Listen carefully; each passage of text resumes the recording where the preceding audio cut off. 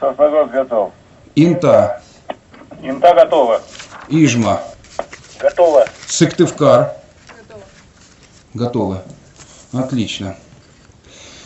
Так, ну что же, раз все готовы, начнем наше мероприятие, нашу очередную попытку установить справедливость в партии, которая борется за социальную справедливость. Ну, несколько слов о том, что лично меня побудило участвовать в этой ситуации. Ну вот, например, вчера я, когда обходил свой избирательный участок, общался с избирателями, не без труда, прямо скажу, объяснял перипетии тарифной политики партии, и вы знаете, объяснил, несмотря на метель. Ко мне позвонили по телефону и сказали о том, что на мой электронный адрес пришла некая бумага об исключении меня и некоторых других моих коллег, значит, по тому совету, который прошел в понедельник, из партии.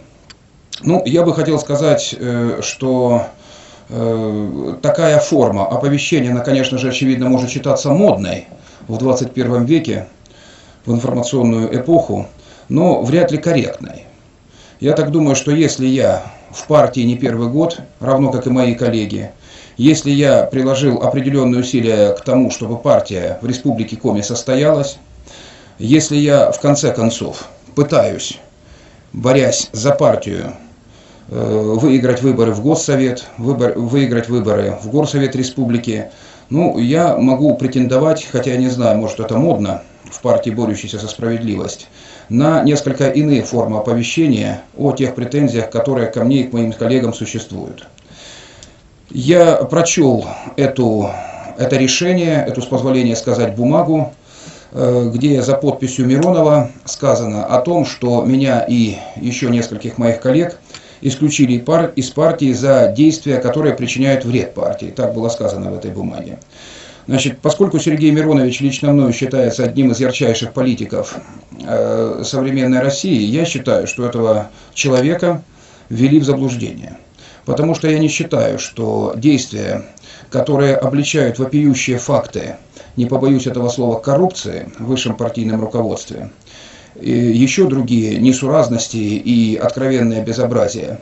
Так вот, человека, который совершенно гласно, открыто, приглашая всех сторонников, ну, условно говоря, не сторонников тех взглядов, которые отстаивает, открыто говорит об этих проблемах, то я не считаю, что эта позиция является причинением партии какого-то вреда. Воркута слышит? День добрый, слышим. Витаутас, узнаю вас по решительному, харизматичному голосу. Спасибо. Ну, как бы, что хотелось бы сказать, да? Воркутинское отделение партии «Справедливая Россия» было вынуждено обратиться к Сергею Миронову с открытым письмом жалобы, да, на действия регионального отделения партии «Справедливая Россия». Вот. Без нашего ведома, абсолютно нас не поставив, ну, грубо говоря, ни в известность, да, как бы о намерениях и так далее и тому подобное, на пост главы мэра города Воркуты был выдвинут Юрий Борисович Мазанов. Но более того, на сегодняшний день, как бы, что касаемо, допустим, штаба Юрия Борисовича, да, он ведет, как бы, политическую борьбу какими-то скандальными и, по мнению большинства воркутинцев, какими-то криминальными методами. Вот. Все эсеры города Воркуты на самом деле на сегодняшний день против того, чтобы поддерживать выборы в формате того, что, как бы, именно Юрия Борисовича и Веру Игоревну Скоробогатову. Вот. Но Сергей Миронов так и не ответил, да, на наше, как бы, открытое письмо, отправленное ему. А у него, как вы думаете, есть объективная информация?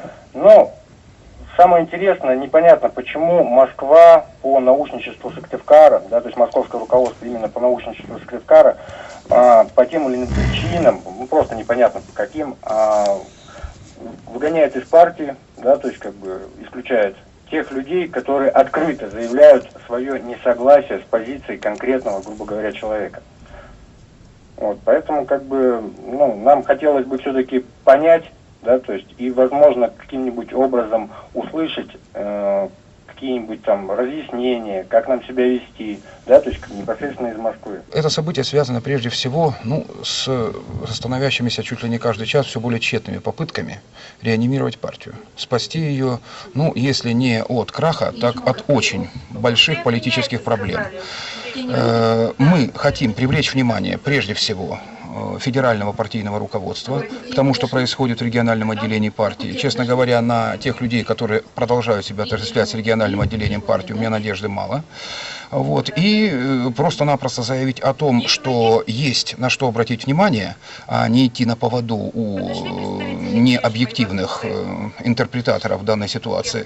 Обратить внимание, например, на торговлю мандатами.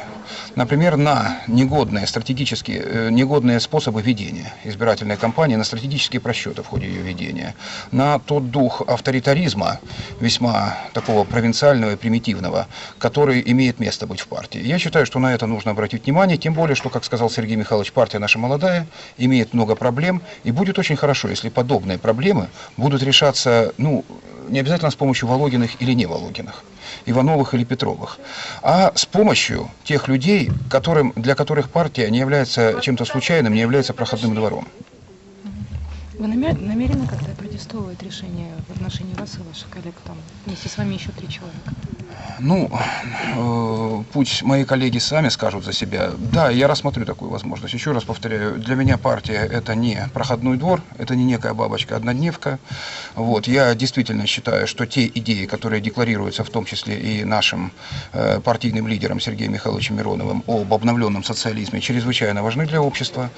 Я эту точку зрения искренне разделяю и, конечно же, попытаюсь в рамках существующих юридических процедур попытаюсь каким-то образом опротивоставать это решение.